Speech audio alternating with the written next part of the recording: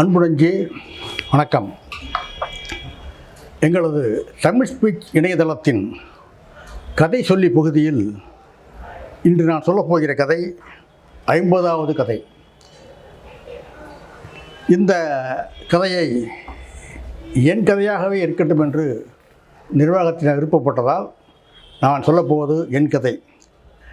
நான் என் என்று சொல்கிறேனே, என்னை பற்றிய ஒரு சிறு அறிமுகம்.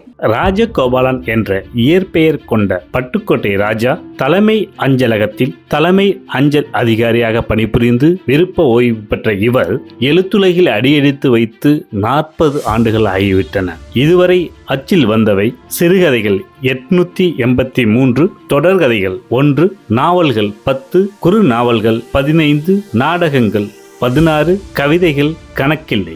இவற்றுள் நூல் வடிவமாய் வெளிவந்தவை 28. 5 குறும்படங்கள் எழுதி இயக்கியும் உள்ளார். இவரின் படைப்புகள் பல போட்டிகளில் பரிசுகள் மற்றும் விருதுகளை வென்றுள்ளன. நமது தமிழ் ஸ்பீச் சேனலில் கதை சொல்லியாக இருப்பது எங்களுக்கு பெருமை. எங்கள் தமிழ் ஸ்பீச் சேனலுக்கு தொடர்ந்து ஆதரவு தரும் நேயர்களுக்கும் எங்கள் கதை சொல்லிக்கும் நெஞ்சார்ந்த நன்றிகள். இன்னைக்கு கதைக்கு போவோம்.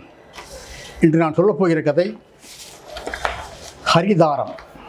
இந்த கதை ஹரிதாரம் இது பேசும் புதிய சக்தின்னு ஒரு இதழ் மாத இதழ் வந்துகிட்டு இருக்கு திருவாரூர்லேருந்து. அந்த இதழ் நடத்திய சிறுகதை போட்டியில் 2020ஆம் ஆண்டு 2ஆம் பரிசு வென்ற கதை. அதைத்தான் நான் உங்களுக்கு சொல்ல போகிறேன். ஹரிதாரம் கேள்விப்பட்டிருப்பீங்க. ஹரிதாரம் அதாவது மேக்கப், நாடக கலைஞர்கள்லாம் ஹரிதாரம் பூசிக்குவாங்கள்ல, அதுக்கு போய் ஹரிதாரம். நம்ம கதையோட தலைப்பு ஹரிதாரம், அதாவது ஹரியோட மனைவி அப்படின்னு வரும். இந்த கதையில் குறிப்பாக உண்மை கதாபாத்திரங்கள் இதில் வரும். அதோட நான் கற்பனை சேர்த்துருக்கேன். எல்லாமே உண்மை கிடையாது. இளந்தாரியாக இருப்பாள் என்று நான் நினைத்த கண்ணம்மாவுக்கு வயது 50க்கு மேல் இருக்கும். எனது கற்பனை பொய்த்து போயிற்று. அவங்க கண்ணம்மாவும் கோபுவும் வர்றாங்க. அந்த கண்ணம்மா அவரோட தோற்றத்தை பற்றி சொல்லணும்னாக்கா, கண்ணம்மா பல வருடங்கள் புழங்கிய பித்தளை செம்பு போல் நசுங்கிய தேகம், வயதான முயல் குட்டிகளை ரவிக்கைக்குள் சிறைப்பிடித்திருந்தாள். கொப்பூல் தெரிகிற மாதிரி புடவையை இறக்கி கட்டியிருந்தாள். சாதாரண பருத்தி புடவைதான் என்றாலும் அவளுக்கு இவற்றையெல்லாம் மீறி ஏதோ ஒரு கவர்ச்சி அவளிடம் இருந்தது. அது அவள் கண்களில் மீதமிருந்த காந்தமா, வசீகர புன்னகையா, பணிந்து பேசுகிற அந்த பண்பா, தமிழ் உச்சரிப்பா, அவ்வளவு தமிழ் அழகாக உச்சரிக்கிறாங்க என்று எனக்கு சொல்ல தெரியவில்லை. சரி, எதுக்காக நான் இந்த கண்ணம்மாவை இங்கே வரவழைச்சேன் அப்படிங்கிறத நான் சொல்லிடுறேன். கண்ணம்மா ஒரு நாடக கலைஞர். புதுக்கோட்டையில் செந்தமிழ் கலைக்குழு அப்படின்ட்டு ஒரு நாடகக்குழு இருக்குது. அந்த குழுவில் இவன் தான் முக்கியமான ஆள். நாங்கள் நான் என் நண்பன் வன்மி, பச்சைமுத்து 3 பேர் சேர்ந்து ஒரு இணையதளம் நடத்துகிறோம். 10,000 பேரில் யூடியூப் சேனலில் வருது. அந்த இணையதளத்துக்கு பேட்டி எடுக்க தான் நான் கண்ணம்மா வர சொன்னேன். அந்த இணையதளத்தில் நாங்கள் இது வரைக்கும் பொதுவாக இணையதளம்னா வெட்டியான விஷயங்களை பேசாமல் தமிழில் தொலைந்து போன சில கலைகள், இந்த தாலாட்டு பாட்டு இப்போ யாருமே பாடுறதே இல்லை. பெண்களுக்கு தாலாட்டு தெரியறதில்லை.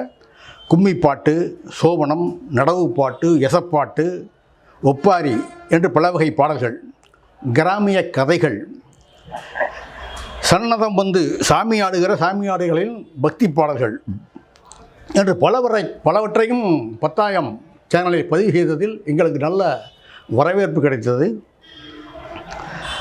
இந்த சேனல் மக்கள் மத்தியில் நிறைய சப்ஸ்கிரைபர்ஸோடு இயங்கிக்கிட்டு இருக்குது. இது எல்லாமே கற்பனை தான், உண்மை கிடையாது.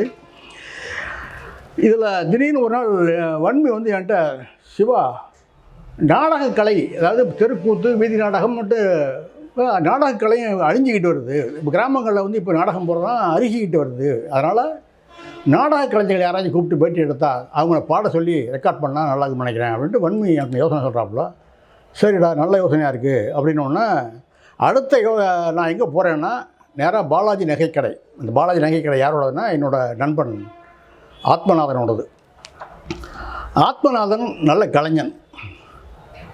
அவன் ஆனால் பார்த்தீங்கன்னா அவன் வந்து திரைப்பட கல்லூரியில் போய் சேர்ந்து பெரிய ஆள் ஆகணும்னு ஆசைப்பட்டவன். ஆனால் விதி வேறு விதமாக இருந்து போச்சு. அவங்க அப்பா நகை கடைச்சிருந்தார். அவர் வந்து குறைஞ்ச வயசுலேயே மாரடைப்பில் இறந்து போனார்.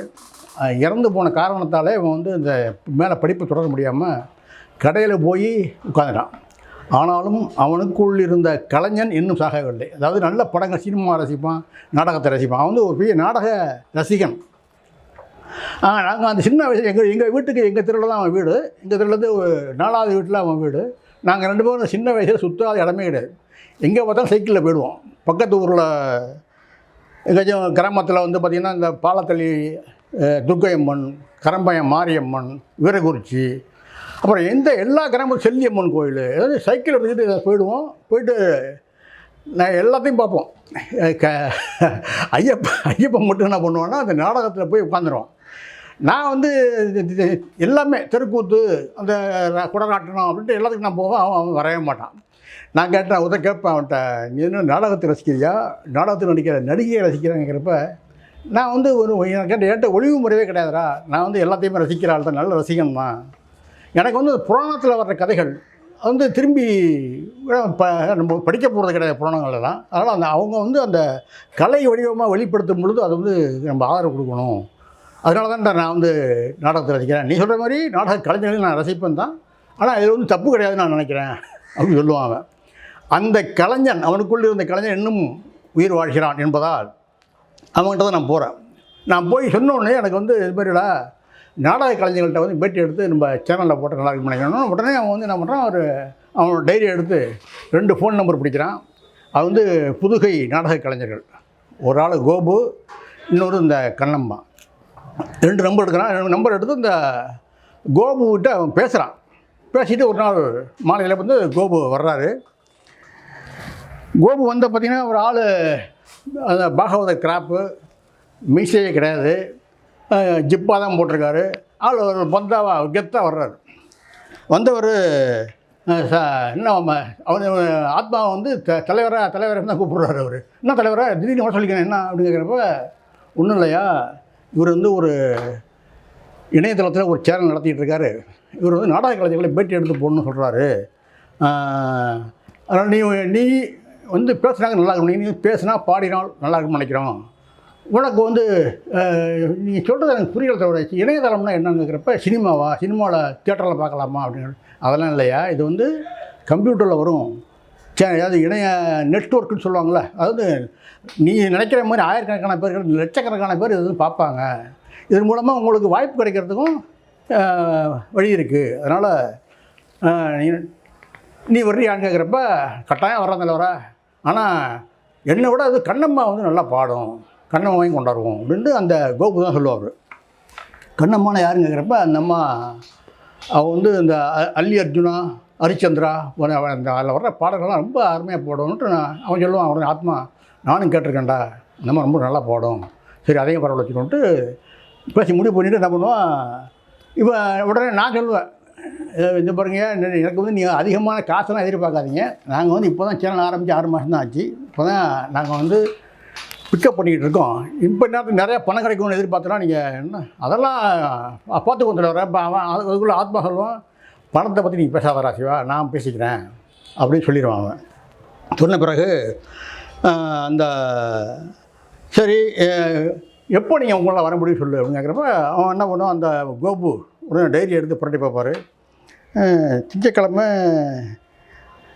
நானூரில் நல்லத்தங்கால், செவ்வாய்க்கிழமை இதில் அருப்புக்கோட்டையில் அல்லி அர்ஜுனா, மங்களாபுரத்தில் ஹரிச்சந்திரா அப்படின்ட்டு, இந்த மாதிரியா நீ பித்திர வெள்ளம் என்கிட்ட வேணாம், எப்போ வர முடியும் அதை மட்டும் சொல்லு அப்படின்னு கேட்குறப்ப, அப்படியே டைரி பார்த்து, சரியா நாங்கள் வந்து வெள்ளிக்கிழமை வந்துடுறோம், ஒரு வெள்ளிக்கிழமை அடுத்த வெள்ளிக்கிழமை நாங்கள் வந்துடுறேன். ஆனால் நான் சொல்லுவேன், உடனே வெள்ளிக்கிழமை வரணும்னா கட்டாயம் சொல்லி கன்ஃபார்ம் பண்ணிவிடுங்க.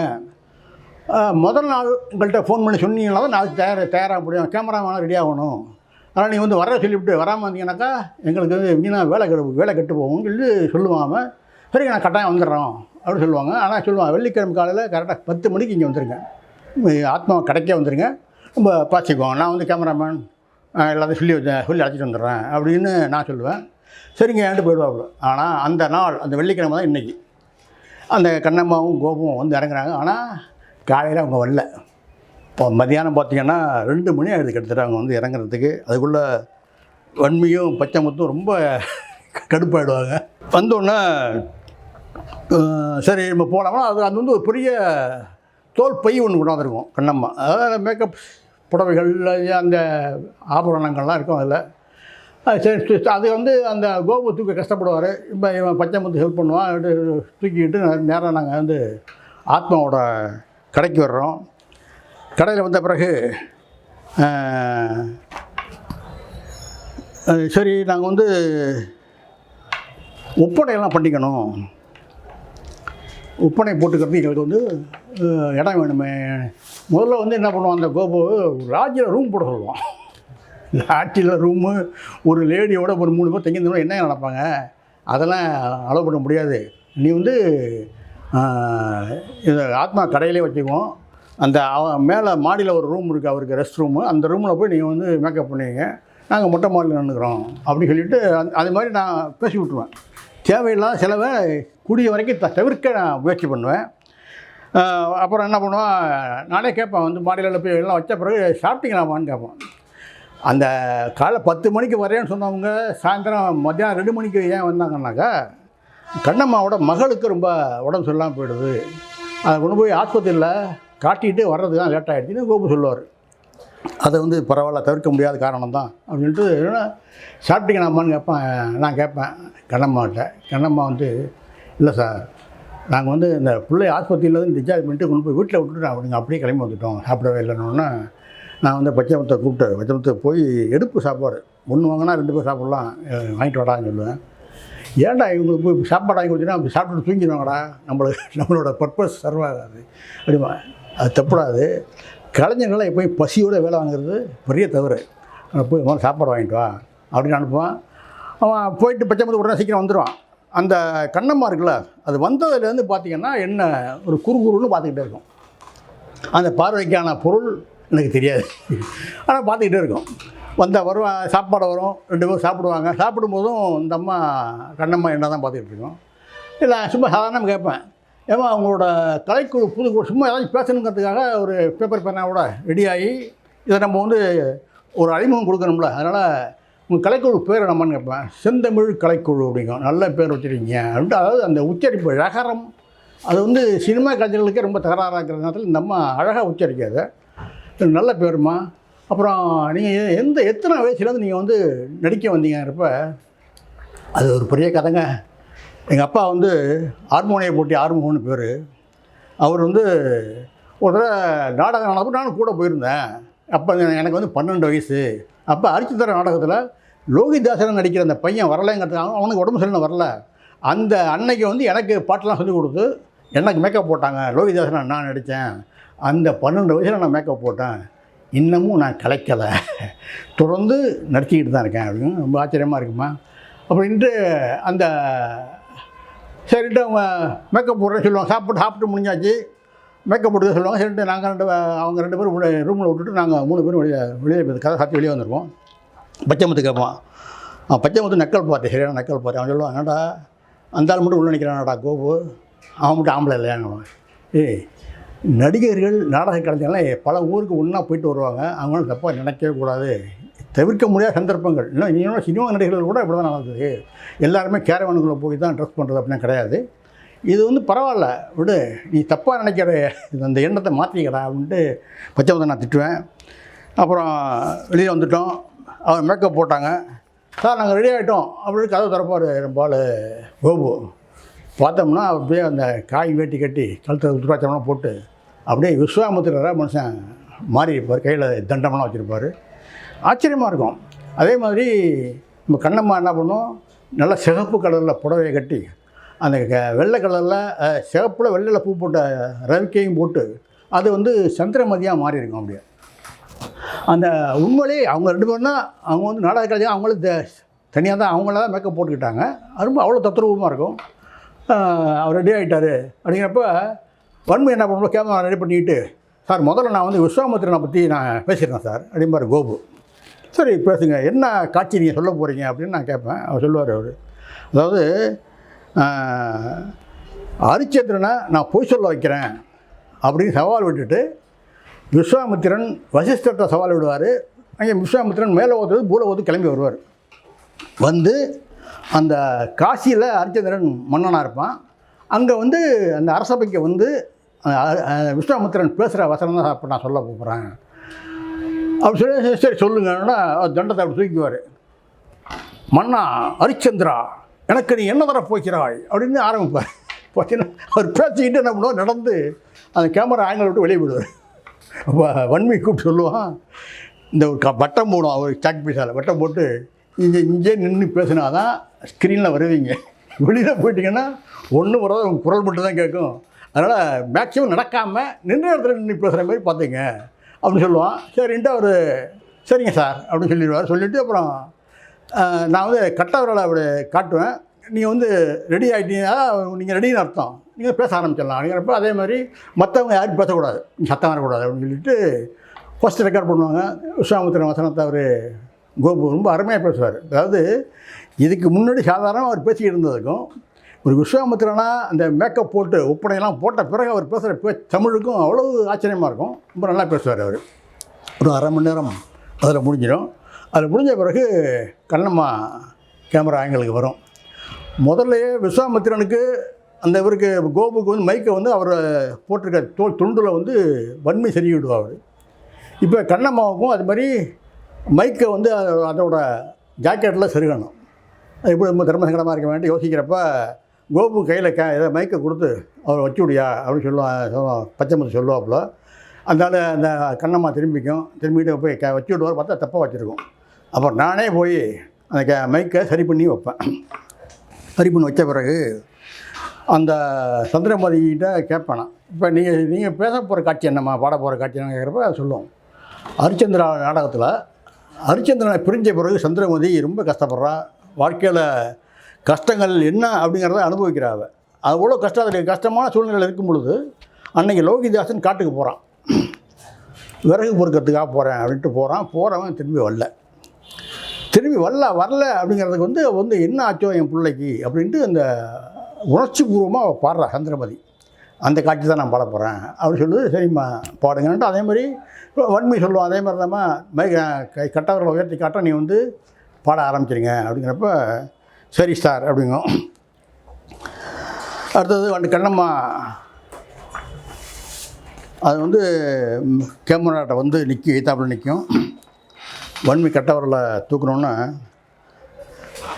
காட்டுக்கே போன எந்த கண்மணி அறிவாயோ வீட்டுக்கே நீ வர காணேனே அப்படின்னு ஆரம்பித்து அது பாடுற பாட்டு இருக்குல்ல அவ்வளோ உணர்ச்சி பூர்வமாக பாடும். அப்படியே அதாவது அந்த காட்சி போன நடிக்கிறது நம்ம நடிக்கிறதே தெரியாது, அவ்வளோ இயல்பாக அதே சந்திரமதியாக மாறிடும். அது கடைசியிலலாம் பார்த்தீங்கன்னா அது எங்களே அழ வச்சிடும். என் கண்ணிலையுமே கண்ணீர் வந்துடும். அந்த அளவுக்கு அருமையாக நடித்து முடித்தோன்னே பச்சை முத்து அப்படியே அப்பெல்லாம் கைத்தட்டுவான். சூப்பர்மா, ரொம்ப அருமையாக நடிக்கிறீங்க இன்னொன்னா வன்மை கேட்பான். ஏம்மா நீங்கள் இப்போ இவ்வளோ அழகாக நடிக்கிறீங்க பாடுறீங்க, ஏம்மா நீங்கள் வந்து சினிமாவுக்கு ட்ரை பண்ணலையா அப்படின்னு கேட்பான் வன்மை. கண்ணம்மா 2 சினிமாவை நடிச்சிருக்கு சார் அப்படிமா கோபு. ஆனால் அந்த சினிமாவில் நீங்கள் வந்து பார்த்துருக்க வாய்ப்பே இல்லை. ஆனால் அந்த காலத்தில் சின்ன வயசில் அது நடிச்சிருக்குது அப்படின்னா சரி ஏறிட்டு. ஆனால் ரொம்ப அருமையாக பாடினீங்கம்மா, ரொம்ப நல்லா இருந்துச்சு, உண்மையிலேயே எங்களெல்லாம் கலங்கடிச்சிட்டீங்க அப்படின்ட்டு எல்லோரும் பாராட்டுவோன்னா ரெக்கார்டிங் முடிஞ்சிருச்சு அவ்வளோதான். வந்துட்டு வன்மை பச்சை மட்டும் கேமராலாம் பேக் பண்ணுவாங்க. பேக் பண்ணிட்டு சரிடா நாங்கள் வர்றோம் எடிட் பண்ணிட்டு அப்புறமேல பார்த்துக்கோ மற்றவங்க நீ பேசிக்கிறான்ட்டு ஆத்மா தான் இப்போ இங்கே கடையில் இருக்கான் அவன். சரின்ட்டு இப்போ வன்மையும் பச்சை முத்து கிளம்பிடுவாங்க. கோபு பீடி கட்டு எடுத்துக்கிட்டு அந்த மொட்டை மாடிக்கு போயிடுவார். அந்த ரூமில் நானும் கண்ணம்மாவும் மட்டும்தான் இருப்போம். அப்பவும் கண்ணம்மா என்னை வந்து குறுகுறுன்னு தான் பார்த்துக்கிட்டு இருக்கோம். நான் வந்து கண்ணம்மாட்ட கேட்பேன், ஏம்மா நான் வந்து ஆரம்பத்துலேயே உங்கள்கிட்ட கேட்கணும்னு நினச்சேன், என்னை தப்பாக நினைக்கலன்னா நான் கேட்குறேன் உங்கள்கிட்ட. சார் என்ன சார் தப்பாக நினைக்க கேளுங்க சார் அப்படிங்கிறது. ஒன்றும் இல்லைம்மா, நீங்கள் வந்து உங்களுக்கு மகள் அதுக்கு உடம்பு சரியில்லை சொல்லிவிட்டு ஆஸ்பத்திரிக்கு போனீங்கன்னு சொன்னீங்கல்ல, அப்போ உங்கள் கணவர் என்ன பண்ணுறாரு, அவர் எதுவும் வேலை பார்க்கலையா, நீங்கள் இந்த வயசுலேயும் இவ்வளோ கஷ்டப்படுறீங்களே அப்படின்னு கேட்குறப்ப அது ஒரு பெரிய கதை சார். அது நீங்கள் புதுக்கோட்டைக்கு பக்கத்தில் திருவரங்குளம்னு ஒரு இடம் இருக்குது, அங்கே நீங்கள் வந்துடுறீங்களா அப்படின்னு கேட்க. என்னது? இல்லை இல்லை அம்மா வந்து இல்லைங்கிறப்ப அங்கே வந்து ஒரு ஹரிதாஸ்னு ஒருத்தர் இருக்கார். அவர் வந்து முதல்ல பஞ்சாயத்து போர்டு பிரசிடெண்ட்டாக இருந்தார். இப்போ வந்து ஆளுங்கட்சியில் மாவட்ட பொறுப்பாளராக இருக்கார். முக்கியமான ஆளாக அரசியலில் வளர்ந்துட்டார். அவர் தான் சார் என்ன வச்சிருந்தார். கல்யாணம் பண்ணிட்டான்னு சொல்லலாம் அந்த அம்மா. என்ன வச்சுருந்தார். அப்போ தான் கருவாகி இந்த எனக்கு ஒரு பொண்ணு பிறந்துச்சு அப்படின்பா. அதுக்கு மேலே அந்த கதையை அதோட சோகத்தை கிளறி வேண்டாம் சொல்லிவிட்டு நான் வந்து அதுக்கு மேலே கேட்க மாட்டேன். அந்த அம்மா என்ன பண்ணும், பக்கத்தில் என் பக்கத்தில் வந்து உட்காரும். நாற்காலி கிடக்கும், என் பக்கத்தில் அந்த அம்மா வந்து உட்காந்துட்டு, தம்பி நீங்கள் தப்பாக நினைக்கலான்னு நான் வந்து ஒன்று செய்வேன், நீங்கள் தப்பாக நினைக்கக்கூடாது அப்படிங்கும். பரவாயில்ல நம்ம செய்ய என்ன செய்ய போகிறீங்க. நான் கேட்குற கேள்விக்கு பதில் சொல்கிறதுக்கு முன்னாடியே அந்த மாதிரி நான் ஒன்று பட்டுன்னு என் கண்ணத்தில் முத்தம் கொடுத்துரும். முத்தம் கொடுத்து சொல்லும், தம்பி தப்பாக நினைக்காதீங்க, நான் சொன்னேன் அந்த ஹரிதாஸ் ஹரி அவர் மாதிரியே நீங்கள் இருக்கீங்க, அதுக்காக தான் இப்படி செஞ்சால் தப்பாக நினச்சிக்காதீங்க அப்படிங்க. அவ்வளோதான் கதை. நன்றி, வணக்கம்.